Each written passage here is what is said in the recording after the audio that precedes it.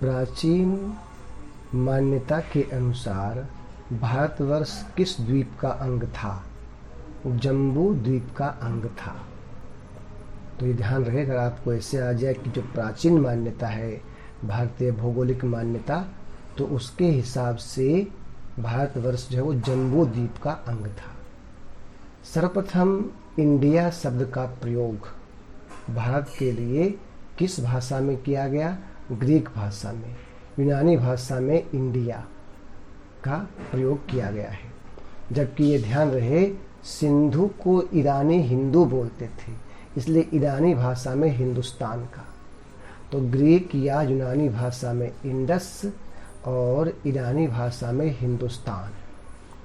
भारत पूर्णतः किस गोलार्ध में स्थित है? उत्तरी गोलार्ध में। और आप सबको ध्यान रहे, उत्तरी गोलार्ध और दक्षिणी गोलार्ध में पृथ्वी को दो समान भागों में बांटने वाली जो रेखा है उसका नाम है विषुवत रेखा।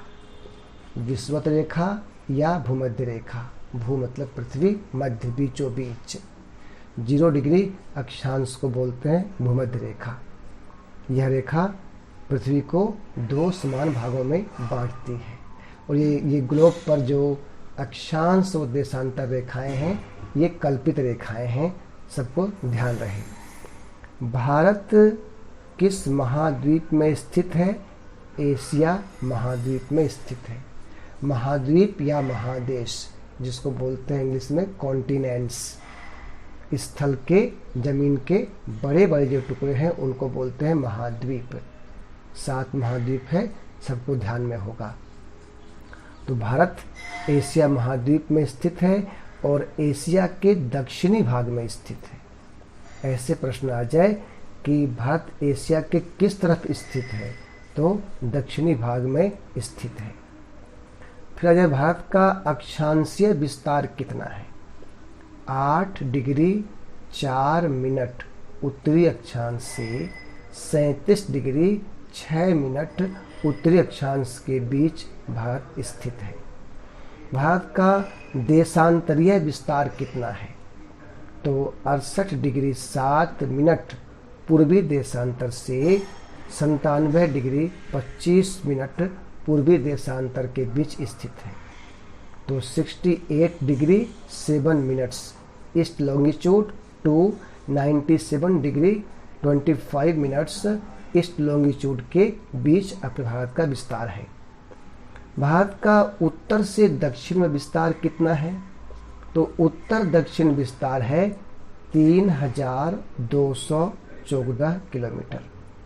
जबकि पूर्व से पश्चिम में इसका जो विस्तार है ना, वो है 2933 किलोमीटर, 2933 किलोमीटर। भारत की स्थलीय सीमा की जो लंबाई है वो कितनी है? 15,106.7 किलोमीटर है भारत की स्थलीय सीमा की लंबाई।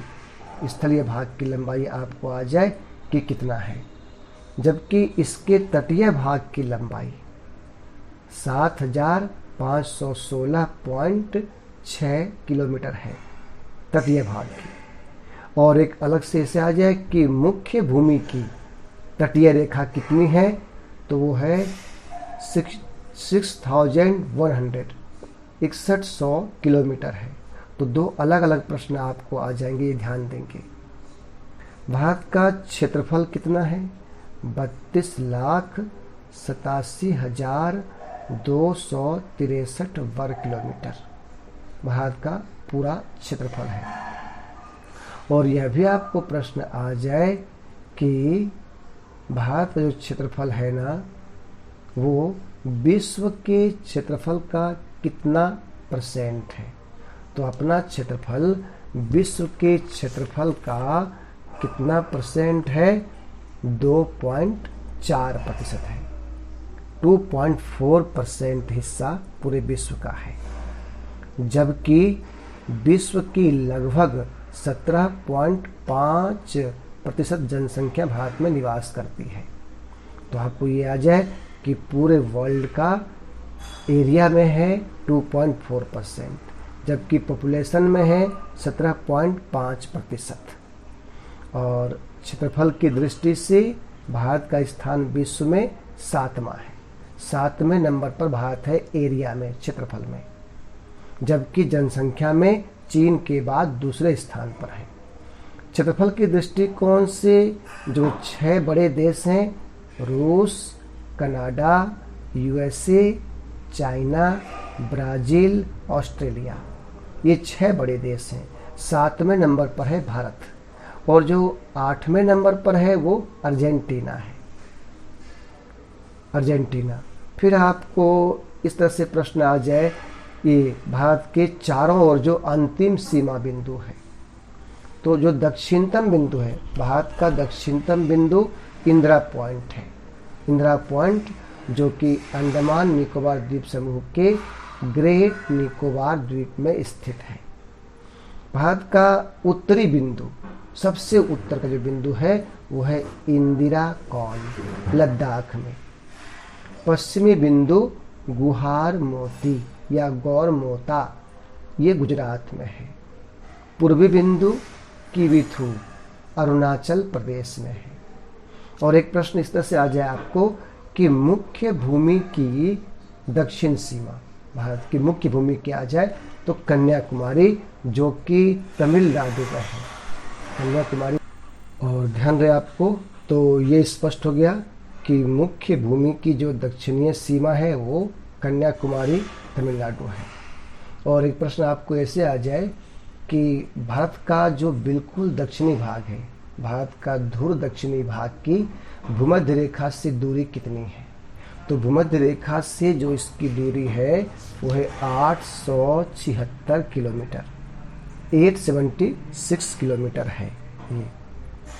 भारत के उत्तर में नेपाल, भूटान और चीन, ये 3 देश स्थित हैं उत्तर में, जबकि दक्षिण में श्रीलंका, मालदीव एवं हिंद महासागर की स्थिति है। पूर्व में बांग्लादेश, म्यांमार एवं बंगाल की खाड़ी, और पश्चिम में पाकिस्तान एवं अरब सागर स्थित है। तो ये उत्तर, दक्षिण, पूर्व, पश्चिम, आप इसको थोड़ा थोड़ा मैप में भी देखा करें। रोज अभ्यास बना लें कि प्रत्येक दिन थोड़ा सा इंडिया का, वर्ल्ड का मैप अवश्य देखेंगे। अगला प्रश्न है आपका, भारत की जलीय या समुद्री सीमा से लगे कितने देश हैं? 7 देश हैं। कौन कौन से हैं ये? पाकिस्तान, मालदीव, श्रीलंका, बांग्लादेश, म्यांमार, थाईलैंड और इंडोनेशिया। ये आप मैप से देखेंगे तो और स्पष्ट हो जाएगा। भारत के, ध्यान देंगे, भारत के आपको अलग अलग आ जाए कि उनको टच करने वाले, स्पर्श करने वाले जो भारतीय राज्य हैं, केंद्र शासित प्रदेश हैं और जो सीमावर्ती देश है, उनमें से कौन कौन से टच करते हैं। जैसे ध्यान रहे भाई कि भारत के सबसे अधिक बाउंड्री सीमा जिस देश से लगती है उसका नाम है बांग्लादेश। बांग्लादेश के साथ 4096.7 किलोमीटर, 4096.7 किलोमीटर लंबी सीमा लगती है। और बांग्लादेश के साथ जिनकी सीमा लगती है उनमें सबसे लंबी है वो पश्चिम बंगाल। तो इसमें पश्चिम बंगाल, असम, मेघालय, त्रिपुरा, मिजोरम, ये बांग्लादेश के साथ लगने वाली है। उसके बाद चीन, चाइना के साथ 3488 किलोमीटर लंबी सीमा है, जिनमें सबसे अधिक है लद्दाख का। लद्दाख, हिमाचल प्रदेश, उत्तराखंड, सिक्किम, अरुणाचल प्रदेश, ये चाइना के साथ। पाकिस्तान के साथ 3323 किलोमीटर लंबी सीमा है।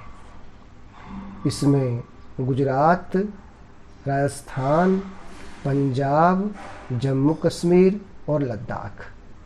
तो आपको ऐसे प्रश्न आएंगे, इनमें से किसकी लगती है, किसकी नहीं लगती है। नेपाल के साथ 1751 किलोमीटर लंबी सीमा है।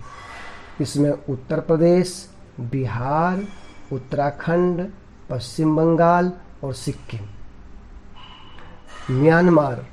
म्यांमार बर्मा के साथ 1643 किलोमीटर 1643 किलोमीटर। इसमें अरुणाचल प्रदेश, नागालैंड, मिजोरम व मणिपुर इनकी सीमा लगती है। और भूटान के साथ 699 किलोमीटर की सीमा है। इसमें सबसे जो लंबी है वो असम की है। असम, सिक्किम, पश्चिम बंगाल, अरुणाचल प्रदेश ये। जबकि अफगानिस्तान के साथ 106 किलोमीटर की बाउंड्री है, जिसमें कि ये पाकिस्तान ऑक्यूपाइड क्षेत्र की बात आती है। तो ये ध्यान रहे, अफगानिस्तान के साथ बॉर्डर 106 किलोमीटर का है और ये पोक अर्थात पाकिस्तान ऑक्यूपाइड कश्मीर का हिस्सा कहलाता है। लेकिन इसे भारत अपने अंदर ही मानता है। और ये जो पाकिस्तान ऑक्यूपाइड कश्मीर है, आज आपको कि पाक अधिकृत कश्मीर की राजधानी कहाँ है? मुजफ्फराबाद इसकी राजधानी है। पाक अधिकृत कश्मीर, संक्षेप में बोलते हैं POK, पाकिस्तान ऑक्यूपाइड कश्मीर, इसके नाम से इसको जानते हैं। तो इस प्रकार से ये सीमा रेखा। फिर आपको ध्यान हो, आपको आ जाए कि भारत और पाकिस्तान के बीच कौन सी सीमा है? वो रेड क्लिफ लाइन, उसको बोलते हैं रेड क्लिफ रेखा। तो भारत से पाकिस्तान के बीच भी रेड क्लिफ रेखा, भारत से जो बांग्लादेश है वहाँ भी रेड क्लिफ रेखा, क्योंकि बांग्लादेश 1971 में पाकिस्तान से ही अलग हुआ है। तो दोनों के बीच रेड क्लिफ रेखा ही है। जबकि चीन के साथ है मैकमोहन रेखा और अफगानिस्तान के साथ है डुरंड रेखा। तो ये ध्यान रहे, बांग्लादेश, पाकिस्तान, नेपाल, म्यांमार, भूटान, इन सब में रेड क्लिफ रेखा ही है। और ये जो रेड क्लिफ रेखा है ना, ये जब भारत पाकिस्तान बन गया तो विभाजन के बाद 17 अगस्त 1947 को भारत व पाकिस्तान के बीच निर्धारित सीमा रेखा का नाम है रेड क्लिफ रेखा, क्योंकि जो कमीशन बनी थी उस कमीशन के अध्यक्ष सर सिरिल रेडक्लिफ थे, तो उन्हीं के नाम पर ये रेड क्लिफ रेखा है। और मैकमोहन रेखा जो है भारत और चीन के बीच, ये 27 अप्रैल 1914 में इसको निश्चित किया गया था। मैकमोहन रेखा का ये शिमला समझौते 1914 में शिमला समझौते के तहत इसका निर्धारण किया गया था। तो यह आपका सीमा कि कौन कौन सी सीमा रेखा है और इसे किस नाम से जाना जाता है। और यह ध्यान रहे, भारत और अफगानिस्तान के बीच डुरंड रेखा है, जो 1893 में सर डुरंड द्वारा निर्धारित की गई थी। और यही डुरंड रेखा अफगानिस्तान और पाकिस्तान की भी सीमा बनाती है। भारत को श्रीलंका से अलग करने वाला समुद्री क्षेत्र का नाम क्या है? मन्नार की खाड़ी, गल्फ ऑफ मन्नार, और पाक जलडमरू, पाक स्ट्रेट, ये भारत को श्रीलंका से अलग करने वाला समुद्री क्षेत्र है। बांग्लादेश, म्यांमार और पाकिस्तान भारत की जल और थल दोनों सीमा से लगे देश हैं। तो आपको प्रश्न आ जाए कि कौन कौन से ऐसे देश हैं जो जल थल दोनों से हैं? तो बांग्लादेश, म्यांमार और पाकिस्तान, ये जल थल दोनों से हैं। और यह आप सबको ध्यान में है, विंध्याचल पर्वत श्रेणी जो है वह भारत को उत्तर दक्षिण भारत को अलग करती है। और जो अपना दक्षिण भारत का हिस्सा है, आप मैप में इसको देखेंगे, दक्षिण भारत का हिस्सा 3 ओर से जल से घिरा हुआ है। पूरब की तरफ बंगाल खाड़ी है, पश्चिम की तरफ अरब सागर है, और दक्षिण में हिंद महासागर। तीनों ओर जल से घिरे होने के कारण इसे प्रायद्वीपीय भारत कहते हैं। प्रायद्वीप, पेनिनसुलर इंडिया। तो प्रायद्वीप क्या होता है? स्थल का वह भाग जो तीनों ओर जल से घिरा हो उसे प्रायद्वीप कहते हैं। अगर वो चारों ओर जल से घिरा हुआ है तो उसको द्वीप बोलेंगे। जैसे अंडमान निकोबार द्वीप समूह बंगाल की खाड़ी में स्थित है, लक्षद्वीप अरब सागर में स्थित है। आपको ऐसे भी प्रश्न आ जाए कि लक्षद्वीप समूह स्थित है, कहाँ स्थित है? तो वो अरब सागर में स्थित है। अंडमान निकोबार द्वीप समूह स्थित है, कहाँ स्थित है? तो बंगाल की खाड़ी में स्थित है। तो ऐसे प्रश्न भी आपको आ जाए वो ध्यान देंगे। तो प्रायद्वीपीय भारत किसको बोलते हैं? भारत प्रायद्वीप का दक्षिणतम बिंदु कन्याकुमारी है। इसे कैप कमोरिन के नाम से भी जानते हैं। फिर आपको आ जाए कि भारत के बीचों बीच कौन सी रेखा गुजरती है? कर्क रेखा। तो कर्क रेखा भारत के लगभग बीचों बीच 8 राज्यों से गुजरती है। 8 राज्यों से होकर गुजरती है ये। गुजरात, राजस्थान, मध्य प्रदेश, छत्तीसगढ़, झारखंड, पश्चिम बंगाल, त्रिपुरा और मिजोरम। ये आप मैप से देख के अपना अच्छे से इसको माइंड में रख सकते हैं कि वो क्रम है राज्य का, और उसी क्रम के हिसाब से आपको ध्यान में रखने भी चाहिए। तो कर्क रेखा, और ध्यान रही भूलेंगे नहीं, कर्क रेखा 23.5 डिग्री उत्तरी अक्षांश को बोलते हैं। कर्क रेखा। भारत का मानक समय जो कि इलाहाबाद अर्थात प्रयागराज के निकट नैनी से गुजरती है, 82.5 डिग्री पूर्वी देशांतर रेखा को माना गया है। तो आपको आ जाए कि मानक समय अपना क्या है? 82.5 डिग्री, 82 डिग्री 30 मिनट पूर्वी देशांतर। ये प्रयागराज इलाहाबाद के निकट नैनी। या कई बार आपको ऑप्शन ऐसे भी दे दे कि इलाहाबाद मिर्ज़ापुर, तो वहाँ ऑप्शन किस तरह देगा वो ध्यान रखेंगे। इलाहाबाद मिर्ज़ापुर दे दे, प्रयागराज दे दे, नैनी दे दे, तो ये सभी आप ध्यान रखेंगे। ये मानक समय अपना। और जिस देशांतर पर किसी भी देश के लिए सूर्य बीचों बीच होता है वह देशांतर वहाँ का मानक समय कहलाता है। और यह प्रश्न आ जाए कि भारतीय मानक समय ग्रीनविच समय से कितना आगे है? 5.5 घंटे आगे है। 5 घंटा 30 मिनट आगे है जीएमटी से। जीएमटी का अर्थ होता है ग्रीनविच मीन टाइम। सिंपल प्रश्न भी आ जाए कि जीएमटी का विस्तार रूप क्या है? ग्रीनविच मीन टाइम, ये इसका विस्तार रूप है। ग्रीनविच कहाँ स्थित है? ग्रीनविच स्थित है इंग्लैंड में, लंदन के पास। तो जीएमटी कितना डिग्री है? 0 डिग्री देशांतर को ही बोलते हैं जीएमटी। और यह इंग्लैंड स्थित ग्रीनविच से गुजरती है, तो इसका नाम है ग्रीनविच रेखा भी इसका नाम है। तो जीएमटी ये ध्यान रहे। और क्योंकि 1 डिग्री देशांतर बराबर होता है 4 मिनट समय का अंतर। तो भारत के ये 0 डिग्री और ये 82.5 डिग्री, तो जब इसमें हम 4 गुना करेंगे ना तो 5.5 घंटा मिल जाएगा। और ग्रीनविच से जो देश पूर्व स्थित हैं उनका समय आगे, और जो पश्चिम स्थित हैं उनका समय पीछे।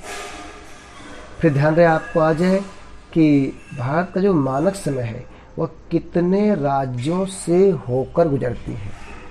5 राज्यों से। उत्तर प्रदेश, मध्य प्रदेश, छत्तीसगढ़, ओडिशा और आंध्र प्रदेश, इतने इन 5 राज्यों से होकर गुजरती है। एक प्रश्न ऐसे भी आ जाए आपको, भारत को उपमहाद्वीप माना जाता है, तो भारतीय उपमहाद्वीप में सम्मिलित देश कौन कौन से हैं? सब कॉन्टिनेंट, इंडियन सब कॉन्टिनेंट में भारत, पाकिस्तान, बांग्लादेश, नेपाल और भूटान, ये भारतीय उपमहाद्वीप में शामिल देश हैं। तो ऐसे भी प्रश्न आपको आ जाए। अब ध्यान देंगे, एक प्रश्न आपको इस रूप में आ जाए कि भारत की प्रादेशिक जल सीमा, टेरिटोरियल वाटर, समुद्र तट से कितने समुद्री मील की दूरी तक है। समुद्री मील बोल दे या नॉटिकल मील बोल दे, तो यह 12 मील, 12 नॉटिकल मील या 12 समुद्री मील तक का क्षेत्र है। भारत को इस क्षेत्र में सभी प्रकार के संसाधनों के दोहन का पूर्ण अधिकार प्राप्त है।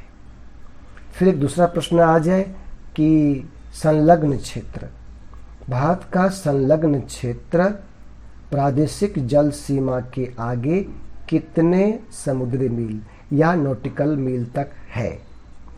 तो जो संलग्न क्षेत्र है यह 12 नॉटिकल मील से 24 नॉटिकल मील के मध्य स्थित है और इस क्षेत्र में भारत आप्रवासी कानून, सीमा शुल्क, पर्यावरणीय स्वच्छता और राजकोषीय अधिकार संबंधित कानून इसमें लागू होता है। तो संलग्न क्षेत्र कितना है ये ध्यान रहे। फिर एक प्रश्न आएगा आपका, भारत का अनन्य आर्थिक क्षेत्र या एकांतिक आर्थिक क्षेत्र, एक्सक्लूसिव इकोनॉमिक जोन, जिसको हम संक्षेप में बोलते हैं EEZ, ये कितना है। तो ये आपका ध्यान रहे 24 से 200 नॉटिकल मील के मध्य है, अर्थात संलग्न क्षेत्र जो 24 है वहाँ से 200 नॉटिकल मील तक है।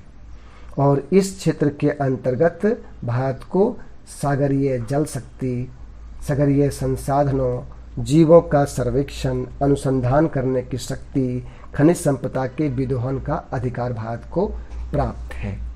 तो आपका भारत की जलीय सीमा को अंतर्राष्ट्रीय व्यवस्था के अनुरूप जो भाग बांटा गया है उसमें आप ये 3 बात, प्रादेशिक जल सीमा, संलग्न क्षेत्र और अनन्य आर्थिक क्षेत्र, ये आप ध्यान रखेंगे। इन तीनों पर भी प्रश्न आया हुआ है। एक प्रश्न आपको ऐसे भी आ जाए, भारत की मुख्य भूमि की आकृति कैसी है। चतुष्कोणीय आकृति है। भारत में समुद्री तट रेखा वाले राज्यों की संख्या कितनी है। तो ये राज्य हैं 9। आपको ऐसे प्रश्न आ जाए कि कितने राज्य हैं जो कि तट रेखा वाले राज्य हैं। और फिर सबसे लंबी तटीय रेखा वाला राज्य कौन सा है। गुजरात। और सबसे छोटी है गोवा। आप देखिए, गुजरात, आंध्र प्रदेश, तमिलनाडु, महाराष्ट्र, केरल, ओडिशा, कर्नाटक, पश्चिम बंगाल, गोवा, ये भारत के तटीय रेखा वाला राज्य हुआ। तो आपको ध्यान रहे, पूरे भारत के मैप को अच्छे से थोड़ा थोड़ा रोज देखिए, क्योंकि प्रश्न बहुत सिंपल भी रहेगा। जिससे आपको बोल दे कि पश्चिम तटीय प्रदेश जो है, पश्चिम तटीय अरब सागर की ओर, दक्षिण से उत्तर की ओर जो राज्यक्रम है वो क्या है। तो आप अगर मैप से देखेंगे, तमिलनाडु, केरल, कर्नाटक, गोवा, महाराष्ट्र, दमन दीव, गुजरात, ये आपका अरब सागर की तरफ पश्चिम का जो तट है, समुद्री तट, वहाँ वो राज्य स्थित है। तो ये मैप से देख के आपको ध्यान रखना होगा। हम अब आपको यह ध्यान में आ गया, मैप को अच्छे से देख लेंगे कि अंडमान निकोबार द्वीप समूह बंगाल की खाड़ी में स्थित है और इसकी राजधानी है पोर्ट ब्लेयर। और लक्षद्वीप समूह अरब सागर में स्थित है और इसकी राजधानी है कावारत्ती। तो और इन सब के दोनों के तट पर जो राज्य है उसको भी आप मैप से देखेंगे तो आपको ये ध्यान रहेगा। और यह सबको ध्यान में है ही। क्षेत्रफल की दृष्टि से राजस्थान भारत का सबसे बड़ा राज्य है। इसके बाद मध्य प्रदेश, महाराष्ट्र का नंबर आता है। जनसंख्या की दृष्टि से उत्तर प्रदेश सबसे बड़ा है और सिक्किम सबसे छोटा है, जबकि क्षेत्रफल की दृष्टि से गोवा भारत का सबसे छोटा राज्य है। क्षेत्रफल की दृष्टि से अंडमान निकोबार द्वीप समूह सबसे बड़ा और लक्षद्वीप सबसे छोटा केंद्र शासित प्रदेश है। केंद्र शासित प्रदेश पुदुचेरी का फैलाव भारत के कितने राज्यों में है? 3 राज्यों में है। तो ध्यान रहे, इससे प्रश्न आपको आ जाए कि पुदुचेरी का फैलाव कितने राज्यों में है? 3 राज्यों में है। तमिलनाडु में कराईकल और पुदुचेरी, आंध्र प्रदेश में यनम और केरल में माहे। ये इन 3 राज्यों में इनका फैलाव है। पुदुचेरी जिसका नाम था पहले पांडिचेरी। और ध्यान रहे, पांडिचेरी पर आज़ादी के बाद भी किसका अधिकार बना हुआ था? फ्रांसीसियों का। पुदुचेरी को फ्रांसीसियों से 1954 में मुक्त कराया गया था। जबकि गोवा की बात आए तो आज़ादी के बाद भी गोवा पर पुर्तगालियों का अधिकार बना हुआ था। गोवा को पुर्तगालियों से किस वर्ष मुक्त कराया गया? 1961 में। 1961 में इसको मुक्त कराया गया पुर्तगालियों से।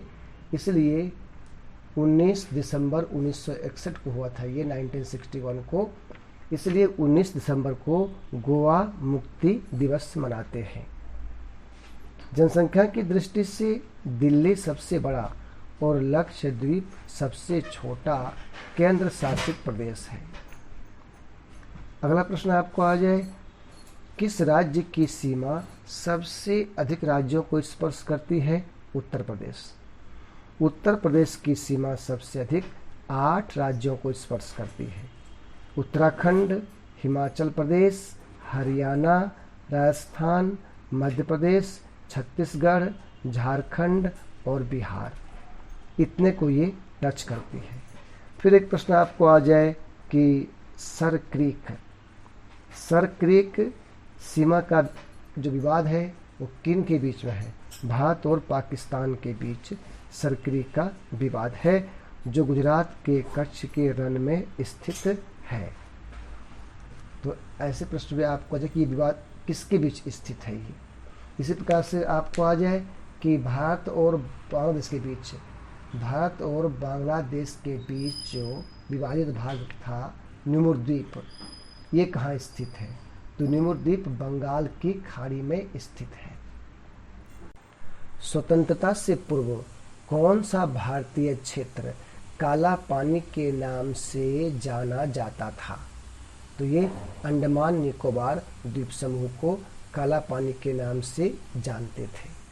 मैं पूरा प्रयास कर रहा हूं कि वो सारे टिपिकल प्रश्न लिए जाएं जो एग्जाम में आए हुए हैं, लेकिन आपसे अनुरोध है कि आप लोग ना मैप अवश्य देखिए। मैप से पूरा क्लियर होगा, तो थोड़ा थोड़ा घर में रोज देखिए। एक प्रश्न आपको आ जाए कि निम्नलिखित में से कौन सा द्वीप भारत को श्रीलंका के मध्य स्थित है?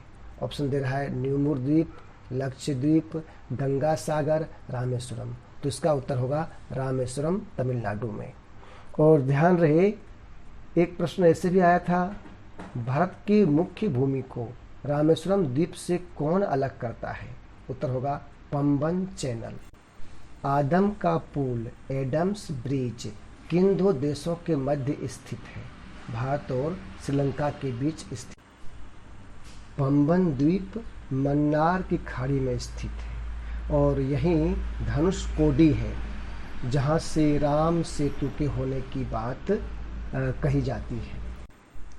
अब ध्यान देंगे, जो अपना पूर्वी तटीय मैदान है, तो पूर्वी तट पर अर्थात बंगाली खाड़ी की तरफ पूर्वी तट पर ओडिशा व आंध्र प्रदेश के तटवर्ती मैदानों को किस नाम से जानते हैं? उत्कल तट, कलिंग तट या उत्तरी सरकार तट कहा जाता है। तो आपको ऐसे प्रश्न वहाँ पर आ जाएगा कि पूरब वाले का ओडिशा आंध्र प्रदेश में क्या बोलते हैं। और ध्यान में है कि उड़ीसा का नाम पहले कलिंग, उत्कल, ओडिशा राज्य का, तो यह भी आपको ध्यान में रहे। आंध्र प्रदेश से तमिलनाडु के तटीय मैदानों को कोरोमंडल तट कहते हैं। कोरोमंडल तट। आपको ऐसे प्रश्न आया था कि भारत का पूर्वी समुद्री तट किस नाम से जाना जाता है? ऑप्शन दे देगा दीघा तट, कोरोमंडल तट, मालाबार तट, कोंकण तट। तो कोरोमंडल तट है और ये है आंध्र प्रदेश से तमिलनाडु का के तटीय भाग को बोलते हैं कोरोमंडल तट। इसी कोरोमंडल तट पर लौटती हुई मानसून से वर्षा होती है। आप कहते हैं रिट्रीटिंग मानसून से सर्वाधिक वर्षा कहाँ होती है? कोरोमंडल तट पर ये वर्षा होती है। तो ये पूर्वी तट के आपका नाम हो गया कि पूर्व में ये कौन कौन से तट हैं। इसी प्रकार से हम देखेंगे अरब सागर की ओर पश्चिम में जो तट है उनके नाम क्या क्या हैं, जो पश्चिम वाले तट हैं। तो पश्चिमी तट पर गुजरात से गोवा तक जो तटीय मैदान है उसका नाम है कोंकण तट। तो कोंकण तट आपको आ जाए, ये गुजरात से गोवा तक। या इसी प्रश्न को अलग तरीके से बोल देगा आपको कि कोंकण तट कहाँ से कहाँ तक विस्तृत है, और ऑप्शन दे दिया गोवा से कोच्चि, गोवा से दीव, गोवा से दमन, गोवा से मुंबई। तो वहाँ जब ऑप्शन दिया हुआ है तो उसके अकॉर्डिंग आप दिमाग लगाएंगे। तो यहाँ उत्तर आएगा गोवा से दमन तक इसका विस्तार है। लेकिन वैसे अगर हम बोलेंगे तो ये आएगा इस तरह से कि पश्चिमी तट पर गुजरात से गोवा तक तटीय मैदान कोंकण तट। गोवा से कर्नाटक में मंगलोर तक को बोलते हैं कन्नड़ तट, कन्नड़ तट या केनरा तट। जबकि मंगलोर से कन्याकुमारी का तटवर्ती मैदान मालाबार तट कहलाता है। ये मालाबार तट के नाम से प्रसिद्ध है। तो ये तट के जो नाम हैं ये भी हमको ध्यान में रखना है आपको। ये मालाबार तट फिर आपका है, ये तो आप कर चुके हैं कि भारतीय राज्यों में सर्वाधिक लंबी तटरेखा है गुजरात की। लेकिन ऐसे प्रश्न आया था कि गुजरात के बाद किस राज्य का जो तटरेखा है अधिक लंबी है? गुजरात के बाद किस राज्य की तटरेखा अधिक लंबी है? तो है आंध्र प्रदेश। तो यह भी ध्यान देना है आपको। कई बार मान लो सबसे अधिक गुजरात, सबसे कम गोवा की तटरेखा, ये हमने याद कर लिया लेकिन दूसरे तीसरे याद नहीं किया, तो ऐसे में गड़बड़ी हो सकती है। तो हमको ये ध्यान देना है कि कहीं गड़बड़ ना हो। फिर एक प्रश्न आपको ऐसे भी अजय ध्यान देंगे कि भाई जो अरब सागर में लक्षद्वीप है, तो लक्षद्वीप की उत्पत्ति किनसे हुई है? प्रवाल भित्तियों द्वारा हुई है। प्रवाल भित्ति, कोरल द्वीप बोलते हैं इसलिए इसकी उत्पत्ति प्रवाल भित्तियों द्वारा हुई है। प्रवाल निर्मित है ये। और एंड्रोट लक्षद्वीप का सबसे बड़ा द्वीप है एंड्रोट। तो प्रवाल उत्पत्ति। इसी प्रकार से आपको पता है कि बंगाल खाड़ी में जो स्थित है अंडमान निकोबार द्वीप समूह, इसका निर्माण किस क्रिया से हुआ है? तो अंडमान निकोबार जो है द्वीपों का समूह, इनका निर्माण विवर्तनिकी एवं ज्वालामुखी क्रिया के द्वारा हुआ है। ध्यान कर लीजिए भी, आपको आ जाए कि अंडमान निकोबार द्वीप समूह के द्वीपों का निर्माण डैश क्रिया के द्वारा हुआ है। तो विवर्तनिकी मतलब टेक्टोनिक एवं ज्वालामुखी क्रिया वोल्केनिक एक्शंस के द्वारा इसका निर्माण हुआ है। अंडमान द्वीप की सर्वोच्च चोटी सैडल पीक है, जबकि निकोबार की सर्वोच्च चोटी माउंट थ्विलर है। माउंट थ्विलर। अंडमान निकोबार द्वीप समूह में नारकोंडम द्वीप में सुसुप्त ज्वालामुखी तथा बैरन में एकमात्र सक्रिय ज्वालामुखी है। तो अपना ये प्रश्न आ जाए कि भाई भारत में ज्वालामुखी का अवशेष कहाँ मिलता है? तो ये अंडमान निकोबार द्वीप समूह में है। नारकोंडम द्वीप में तो सुसुप्त ज्वालामुखी है, जबकि बैरन में सक्रिय ज्वालामुखी है। एक प्रश्न इस प्रकार से आया था एग्जाम में, लक्षद्वीप समूह में द्वीपों की कुल संख्या कितनी है? तो वहाँ आपको ऑप्शन भी दे दिया था कि लक्षद्वीप समूह में द्वीपों की कुल संख्या कितनी है। ऑप्शन है 26, 36, 37 43। तो लक्षद्वीप समूह में द्वीपों की कुल संख्या 36 है। गाडविन ऑस्टिन या K2 किस पर्वत श्रेणी की सर्वोच्च चोटी है? तो गाडविन ऑस्टिन या K2 काराकोरम श्रेणी की सर्वोच्च चोटी है। सबको ध्यान रहे, हिमालय पार की पर्वत श्रेणियाँ जस्कर, लद्दाख, काराकोरम ये सभी कश्मीर में स्थित हैं। हिमालय पार की ही पर्वत श्रेणी कैलाश श्रेणी तिब्बत में स्थित है। तिब्बत जो कि अब चीन के अधिकार में है। इसलिए आपको यह प्रश्न आता है कि हिमालय पार की नदियाँ कौन सी हैं? तो ब्रह्मपुत्र, सिंधु, सतलुज ये हिमालय पार की नदियाँ हैं, क्योंकि जो हिमालय पार की पर्वत श्रेणियाँ हैं वहाँ से ये निकलती हैं। हिमालय में एक दूसरे से समांतर मुख्यतः 3 पर्वत श्रेणियाँ हैं। इनका उत्तर से दक्षिण क्रम क्या है? तो हिमालय पार की जो समांतर श्रेणियाँ हैं 3, उनमें सबसे पहले है उत्तर में बृहद हिमालय। बृहद हिमालय को महाहिमालय या हिमाद्री के नाम से भी जानते हैं। दूसरी श्रेणी है मध्य हिमालय या लघु हिमालय या इसे हिमाचल के नाम से भी जानते हैं। और सबसे दक्षिण में जो है उसे शिवालिक श्रेणी के नाम से जानते हैं। हिमाद्री की औसत ऊंचाई कितनी है? 6000 मीटर है। लघु हिमालय की औसत ऊंचाई 4000 मीटर है। शिवालिक की औसत ऊंचाई 1000 मीटर है, 1000 मीटर है। हिमालय पर्वतमाला की सबसे ऊंची चोटी माउंट एवरेस्ट किस हिमालय में स्थित है? हिमाद्री में स्थित है। हिमालय पर्वतमाला की नवीनतम रचना का नाम क्या है? तो उसका नाम है शिवालिक। शिवालिक श्रेणी में कंकड़ और मिट्टी से बने ऊंचे मैदान को किस नाम से जानते हैं? तो इसे दून या द्वार के नाम से जानते हैं, जैसे आपका देहरादून, हरिद्वार। बृहद हिमालय पर्वत श्रेणी का विस्तार कहाँ से कहाँ तक है? तो बृहद हिमालय पर्वत श्रेणी का विस्तार पश्चिम में सिंधु नदी से लेकर पूर्व में ब्रह्मपुत्र तक है।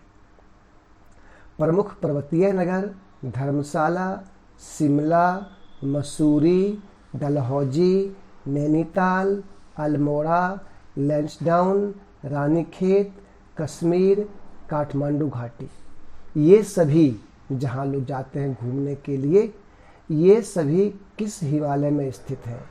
तो ये सभी लघु हिमालय में स्थित हैं। शंकुधारी वन, कोनिफेरस शंकुधारी वन जिनमें कि देवदार, फर, स्प्रूस, चीड़ के वृक्ष होते हैं, ये शंकुधारी वन किस हिमालय में स्थित हैं? तो ये लघु हिमालय में स्थित हैं।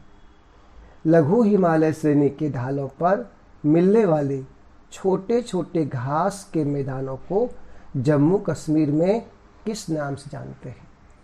तो इन्हें जम्मू कश्मीर में कहा जाता है मर्ग, जैसे गुलमर्ग, सोनमर्ग। तो आपको आ जाए ये मर्ग क्या है? तो ये मर्ग जो है ना, जम्मू कश्मीर में छोटे छोटे घास के मैदान हैं, चारागाह हैं, जो लघु हिमालय में स्थित हैं। लघु हिमालय श्रेणी के ढालों पर यही घास के मैदान जो हैं, उत्तराखंड में इनका नाम क्या है? आपको आ जाए कि जम्मू कश्मीर में इस चारागाह को तो मर्ग बोला गया है, लेकिन उत्तराखंड में इसको क्या बोलते हैं?